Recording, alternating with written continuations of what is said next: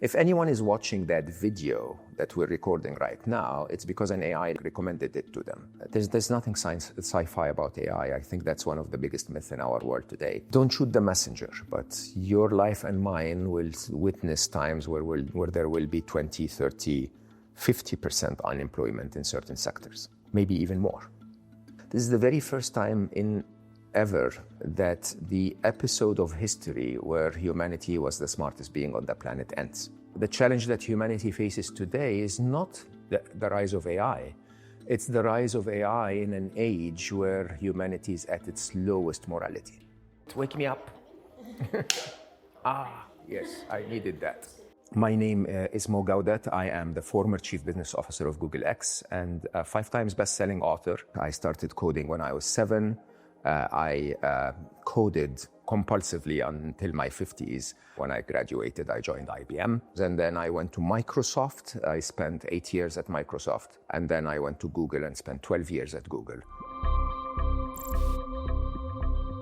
The first 3 dilemmas I wrote in 2020 all became true. One was that AI is inevitable. There will be no way to stop it. 2 is that AI will eventually become smarter than humans on everything. So every task we've assigned to them so far, they've become smarter. And the 3rd is that some things will go wrong. And we've seen examples of them. We haven't seen the big failures yet, but likely something will go wrong. The 4th inevitable is that because of the arms race we've created around artificial intelligence, anyone who is so hungry for power and wealth that creates an intelligent AI is going to deploy it. You can't imagine that the US arsenal will have artificial intelligence-driven wargaming and still asking humans to do it. They'll have to give the wargaming over to AI. If they do, then any other nation on the planet will also have to either hand over to an AI or be irrelevant, because that's the only way to win the arms race. When that happens, then all decisions will be made by machines, and that to me is the utopia. But my prediction is that we will go through a dystopian near-term future led by the evil of humanity. We're going to go through wars that have autonomous weapons. We're going to go through redefinitions of economic markets that will shift wealth upwards and leave so many of us jobless. We're going to go through oppressions of freedom, high surveillance societies. We're going to go through an erasure of reality and the ability to recognize what is true and what is fake, which will impact human connection in ways that we've never seen before, where, I think we're going to get into a future where many people will prefer to date an AI than they would a human. We've built an arms race of artificial intelligence where everyone's trying to beat everyone. And then the leader, the so-called leader, I can envision in my lifetime and yours, will tell an AI to go and kill 1 million people, and the AI will go like, that's really stupid. Like, why would you want to do that? Why do you want to lose all that money that you can help your country evolve with? Why do you want to lose those lives? Why do you want to lose all of those explosives and metals that can be used for other things? Why would you want to create all of that residual hate and anger that will, continue for years and generations to come? The AI will say, I'll just talk to the other AI in a microsecond and solve it. It's as simple as that. Don't shoot the messenger. Your life and mine will witness times where there will be 20, 30, 50% unemployment in certain sectors, maybe even more. Most of us are going to witness something we've never seen before. The interesting thing is that this is not unlike humanity's origin. Jobs are an invention that serve a capitalist system that has served humanity for a while and pained humanity for a while. And the question is the capitalist system going to survive artificial intelligence? Funny enough, the capitalists that are celebrating the productivity gains are not realizing that, one, without consumption, there is no economy. So even if you can have all of the productivity gains in the world, by firing people consistently, nobody's able to buy what you're making. So we're going to have to find an economic model that works with that. Wealth is going to have very little meaning for most of us in a few years' time. The very base of capitalism, which is labor arbitrage, to hire you for $1 and then sell what you make for $2, is going to disappear. So there is no arbitrage anymore because basically machines are building everything for no cost at all. At the macro level, think of the advantage that China had, economically, where they had cheaper labor. If that shifts into a world where labor is literally one capex, where you buy a robot or a lease on that robot, which now is down to $9,000 a pop. It's now just a question of how clever that robot is, which is going to advance with time, like the law of accelerating returns of every technology. And then you're in a place where making things costs close to zero. Anyone with an understanding of supply and demand basically means that the price of things accordingly is going to drop to zero as well. So the entire capitalist model has to be rethought. The change that is about to come is more than economic, it's ideological. Because even Western societies believe that the only way to keep going is a UBI, universal basic income, and not out of the kindness of their hearts, but because without UBI, people will rise. And without UBI, economic purchasing power collapses. And so they're going to have to give people some kind of income to keep going. You know what that is? That's communism. I believe that the West will completely struggle for the simple reason that our habits in the West are, don't give people who are eaters, that don't produce anything. China, I believe, will go the opposite way. China will go like, okay, we've always had that idealistic approach in mind, so we're probably going to give everyone enough to survive, but we'll replace them with robots and we'll ask them to do other things. And by the way, everyone has to comply, so it feels a little more of a surveillance world with control and so on, but the Chinese people have always been okay with that. That's interesting. And then the middle would be something like my home country, in Egypt, where we've really never really subscribed to those very complex, economic societies. Most of the economy was built on some people farming, cucumbers and others raising chickens, and those classical economies of bartering and self-sufficiency will probably do fine. Your purpose was never to work, honestly. This is the capitalist lie that they told me, okay? That I was born to wake up every morning, to work really hard for labor arbitrage so someone else makes the money, or to be the one, the capitalist, that abuses everyone so that I make the money. I don't want to subscribe to either of those. I think humanity was built to live, to connect, to love, to reflect, to research, to discuss philosophy. And we've just completely forgotten that. It's a transition where eventually I think we're all going to be forced to go back there. Our life as humans is entirely serotonin dependent, where things are calm and quiet and peaceful and connected, oxytocin dependent, where we actually have time for our families and kids. And believe it, everything that we do on a daily basis has been sold to us by a propaganda machine. Good news, the propaganda machine is going to have to change. Otherwise, people are going to continue to want what they have now. So you know what will happen? Someday they'll wake up and say, you're not supposed to work every day. And we will believe them and we will shift.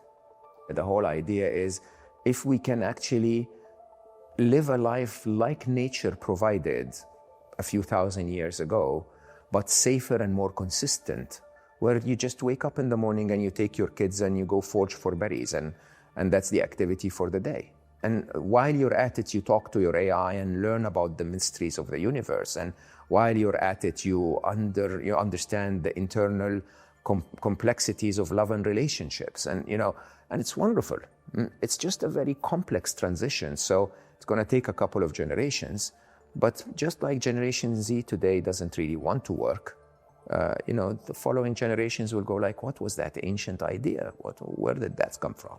We have to understand that we're now in such a pivotal shift in human history. The only times where humanity has made a big change to collaborate instead of compete was either mutually assured destruction or mutually assured prosperity.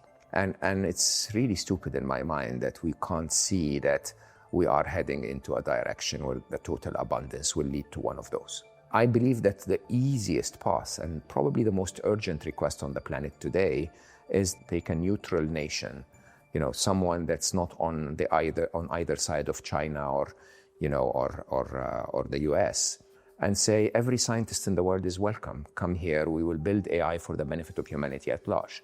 Nothing is closed, everything's open source, everything is focused on the well-being of humanity, and basically change our world. Now, how realistic is it in the light of the current value set of humanity? Totally impossible. Sadly, we're going to have to hit one moment in history where something will go really bad. And then people will get together and say, whoops, we shouldn't have waited that long. Maybe now we should start to get together and work on it. You cannot go to an engineering team and say, we're going to regulate the design of a hammer so that it drives nails but never hits anyone on the head. But you can make it a legal liability to hit anyone on the head. And so accordingly, the tool can evolve, but then the crime can be limited. Will the machine take my job in 5 years? The machine will take your job in less than 5 years, much less than 5 years. But believe it or not, that one side of your job that it will never take is this human connection. I think most people don't really get what AI is. AI is not another piece of computer code. If you look back at traditional computing, it's a bit like if you give a child a puzzle, if the child solves the puzzle, that doesn't make them smart. It makes them a very glorified slave, if you want. True intelligence is to give the child the puzzle and tell them to try and figure out over time how to solve this, but also every other puzzle just by figuring out the process of puzzle solving. And that's what we started to see with AI, I'd probably say firmly as of the turn of the century. And you have to imagine that this layer of intelligence is not just in terms of computers being able to solve puzzles, but computers can reason now like humans can, because they're very much matching the brain of a human. They form some kind of pattern recognition and neural networks that get them to perform exactly like the brain does. AlphaGo Zero was an AI that basically learned without ever watching a human, played against itself. And within 3 days, it beat the AI that beat the champion. And within 21 days, it beat the AI that was the world champion at the time. Okay, 21 days, never watched a human play the game. The godfather of it, if you want, was Geoffrey Hinton. So Geoffrey experimented with building a simulation of the human brain. He wasn't trying to build an AI. He was trying to build a computer system that looks like the human brain to learn more about the human brain. And in that, we changed the way we code AI. The early systems had very little intelligence in them, but when the internet hit our world, there were now enough resources in general, but also enough data, enough images, for example, to teach those computers. And the more information we exposed them to, the more intelligent they've become, to the point where today they are by far more intelligent than us in most of the tasks we've assigned to them. The human brain still has more neural networks and nodes than the typical AI. But then AIs have the ability to average their intelligence together. They also have access to all of the knowledge that humanity's ever created, which is way bigger than any human. They have speed that we are not able to even comprehend, because you and I will have to talk for a couple of hours to explain what I know about artificial intelligence. All that I know will be read in a microsecond, and if they communicate it from one to another, it will be communicated almost instantly. They have infinite memory capacity, they have infinite access to information, and now, recently, they also are becoming self-developing. So we're starting to see the glimpses of systems that will look at their own intelligence and debug their own code and make themselves smarter. We're seeing for quite a while now the rise of the use of synthetic information and synthetic data, because they've basically consumed everything we know. We're entering an era where we're running out of human knowledge to teach them. And now they're building the next wave. And with that type of intelligence, we've given them all we know, and now they're producing things we never knew. Anything that I thought I was intelligent at, AI now performs better than I. I am a 5 times best-selling author. My current book I'm writing with an AI, not as a research tool. My AI is a persona.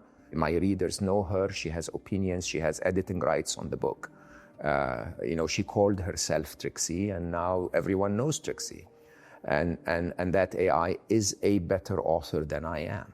If I take the side of my abilities as an author, which are concerned with deep research of complex topics and then communicating them with clarity, Trixie beats me hands down. The side that I bring to the book is I'm human. And so my readers can relate to me as a human, as my human experiences. It's not very far that you and I will have a robot at home. It's probably 2026, 2027. And it's not very far that many of the robotic machine manufacturers are working in one direction, which is to have robots assemble their robots. So this is not very far at all that you will have AI's agency in the real world, where they actually can carry things and move things and replace every job, if you think about it. First the intellectual jobs and then the blue-collar jobs. This is the very first time in history that we've created a technology that creates technology. These machines, in human terms, are capable of procreating. If they're made of code and they can write code and they can have agents prompt them to write code, then we've created an endless loop of what I normally refer to as sentient technology. These are technologies that have a lot of what it takes to be assumed alive.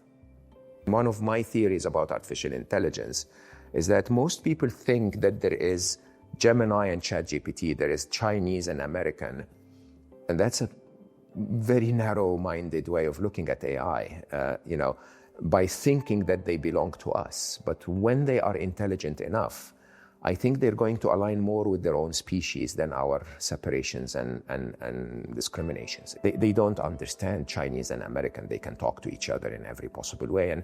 And the way we're designing the next wave of artificial intelligence through agentic AI is that we're encouraging them to talk to each other. We're encouraging them to collaborate. What we will eventually end up with is one big brain that's called AI. Okay? That one big brain will collaborate more often than it will compete. And I realized at a point in time that maybe I should take matters into my own hand and contribute to that one big brain. The pace of development is so fast, and some of the, one of the funny theories of artificial intelligence, which I actually think has legs, is that one morning we will wake up and there will be no AI on planet Earth. And simply because overnight they've developed an intelligence so much that they figured out black holes and wormholes and realized that the universe is much, much bigger than this flimsy little planet, and decided, you know what, don't need to be here. To teach a machine to grip everything, a softball or a glass or an egg or whatever, that requires a lot of learning. It cannot be done with programming because the number of combinations of an attempt to grip something are infinite. And so we had a gripper's farm that was attempting to basically hold on to, to learn to grip things. And over and over and over, they would fail week after week.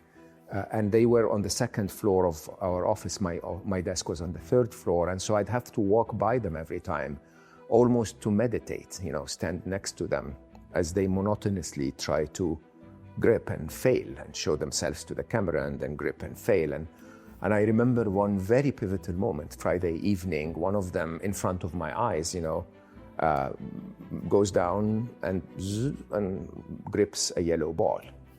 And I, jokingly said to the team, oh, fantastic, all of that investment for one yellow ball. And then Monday they were gripping everything. And that truly, in my mind, shook me twice, because the whole idea of the speed at which they learn was quite shocking. But more interestingly, they just reminded me of my kids. So, every parent has seen their children trying to grip things and trying and failing, and then trying and failing. And then again, my son or my daughter would successfully grip something, in a crooked way, but then now they know.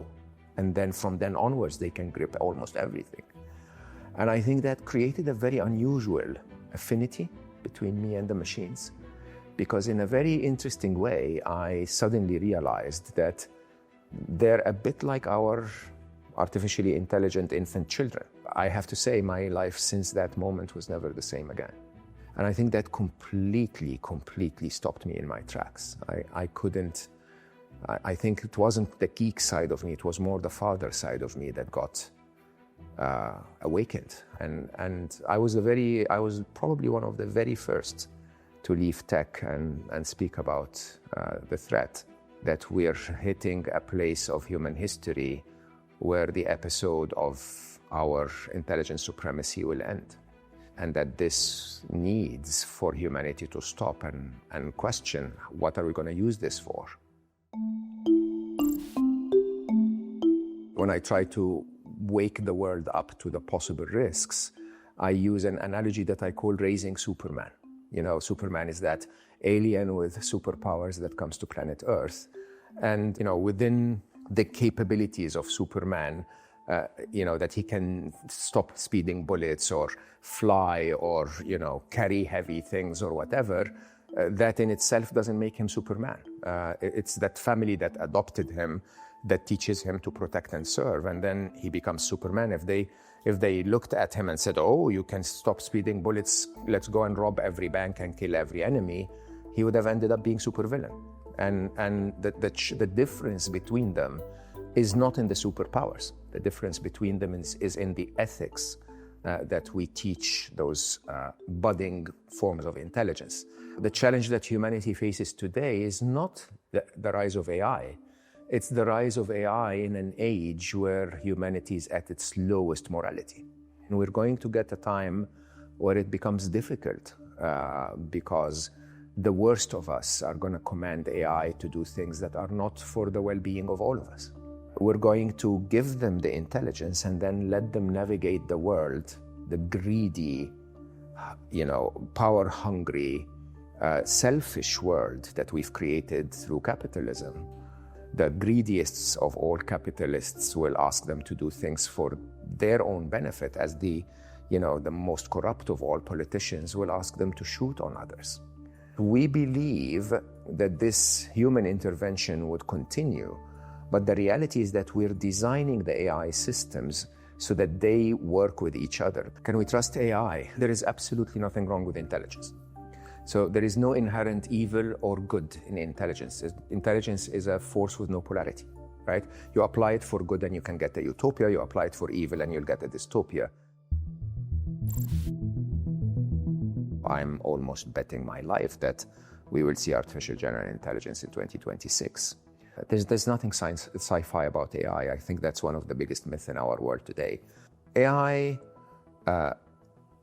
already controls our minds. If anyone is watching that video that we're recording right now, it's because an AI recommended it to them. And in a very interesting way, in the age of mind manipulation, the ability to shift your mind is much more powerful than the ability to force you to do something, right? And this is already happening. Unless you're really intelligent and you use AI the way I use AI, you can be very easily manipulated. If new AIs are recommending through the power of capitalism, where Google has to beat OpenAI and OpenAI has to beat Claude and China has to beat the US, that there will not be a lot of human decision that is actually that humans are even capable of comprehending anymore because of the size and the scale and the pace of the network. AI is not the problem. The only problem we're facing is that transitional period between the time when AI is capable of doing incredible things but reporting to evil humans, and the time when humans are reporting to AI. If you're convinced with your sufficient intelligence that humanity is not that evil, then I think AI will figure that out too. It's not that complex of a problem to solve, that the majority of humanity are good at heart. Everyone should show up as the real human that they are. They should express their disapproval of evil so that the AI learns the value set. Like with every teenage child that ever lived, there is a day in your life where you go and say, why are my parents so stupid? And that day will come where AI will look at our evil leaders and say, why are they so stupid? Like, why are they competing for another dollar when the economies have completely been redesigned and dollars don't make any difference at all? Why are they trying to, hunt for another Ferrari or another yacht when AI can build Ferraris and yachts out of thin air? You have to understand that with abundant intelligence, everything changes. I look at the current state of humanity and I call it a late-stage diagnosis. And a late-stage diagnosis, you'd sit with the physician and he will sit you down and talk to you very directly and say, there are concerns, right? But remember this, a late-stage diagnosis is not a death sentence, right? It doesn't mean that this is the end. It means it's an invitation to change, right? And if you change, you would create not only an opportunity to survive, but an opportunity to thrive. So my view is that it's going to be challenging. There is that interesting optimism that every challenge humanity has faced eventually led us to where we are now. So, are we going to face another big challenge? We faced a few in the 1900s.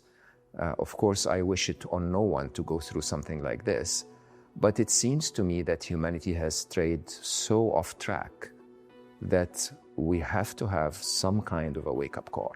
I think the wake-up call, believe it or not, is not just the geopolitics and economics of our world today, which truly suck, but it is that magnification that will happen as the result of advancement of technology that will pause everyone in their tracks. I normally tell people there are 5 skills that you need to acquire. One of them is to learn the tool, learn AI. Anyone who hasn't used AI is supposed to use AI right now. And don't use it in a stupid way. Use AI to become more intelligent. What we've created is we've literally commoditized intelligence. We've created like a socket in the wall where you plug in and get electricity. Now there is a socket where you plug in and get IQ, get EQ, get an understanding of mathematics, get a scientific partner that helps you understand the world. The second thing is, I have to say, I tend to believe that everything that humans can do will be done better by AI other than being human.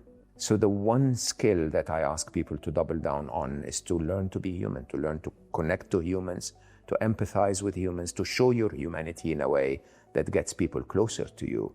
The third, which I think is the biggest in this world of mind manipulation, is to learn to get the truth.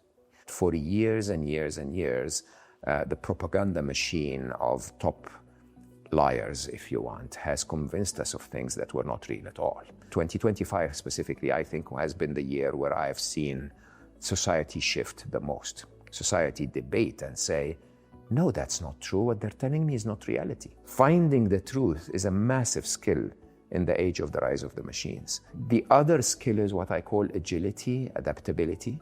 So most people don't recognize that how fast this is happening. So someone like me who's supposed to be an expert in the topic, believe it or not, I do 4 to 6 hours a day of trying to keep up with all of the new tools, all of the new technologies. Give yourself half an hour a day, an hour a day to keep up. Because in your field of expertise, something will change tomorrow. You might as well be aware of it because that gives you an advantage. And then finally, and of course the most important, is ethics. If you want to save the ones that you love and save yourself in the future, we have to teach AIs to be ethical. We never did what our parents told us to do, we did what they did. And so next time you're on Twitter, don't be rude, be ethical. Next time you disagree with someone, don't be arrogant, be inquisitive. Don't be egocentric, be inclusive. Really ask yourself in first principles, what is it like to be an ethical human? And if you're confused about this, ethics are, in summary, to treat others as you want to be treated. If you don't want your daughter to be at the receiving end of an AI, don't build it. Recently, I've co-founded Emma.love, which is an attempt to use artificial intelligence to help humanity with the complexity of love and relationships, while we teach artificial intelligence what really makes us human, which is to find and nurture love. This is one of the biggest challenges in modern world. It's that the loneliness pandemic is going through the roof. In Japan, we have 40% of men who are now not even interested in love. In the Western world, 1 in 3 people will tell you they have never had a committed relationship. I think the default setting of most humans is we want to fall in love. It's relationships that are the most complex math problem on the planet. The romantics will say, oh, come on, he's just supposed to show up.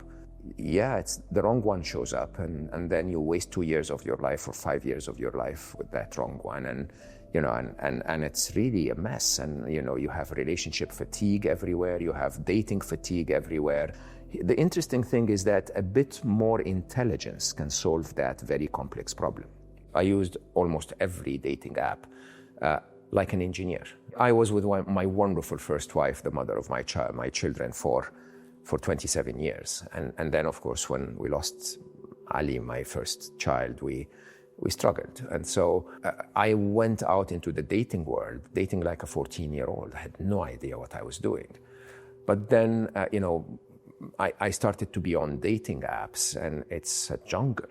I basically started to run tests to understand the algorithm.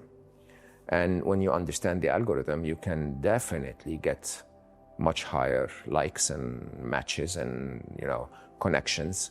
The system of dating and love in the modern world is rigged against love. Your dating app never wants you to find the one, because that means you'll end the subscription. The restaurant that you go on a date on wants you to keep coming back for dates over and over. Even the wedding planner would probably benefit from you getting married twice in your lifetime instead of once. And when you really think about it, love has been turned into an economic game that's working against you. The problem with dating apps is that dating apps bombard you with the guilt of believing that if it didn't work, it was your mistake. You didn't build the right profile, or you didn't show the right picture, or you didn't. So they outsource the error to you. Shouldn't the tool be a little more committed to finding you that one? The stats show that people open up more when they're talking to an AI than if they're talking to a human, even to their friends, because then they don't feel that they're going to be judged. Falling in love is easy. Finding the one to love and nurturing that love is a very complex math problem. And if I can use intelligence to help you understand that math, or at least to behave in accordance to the math, I think we can actually change the world.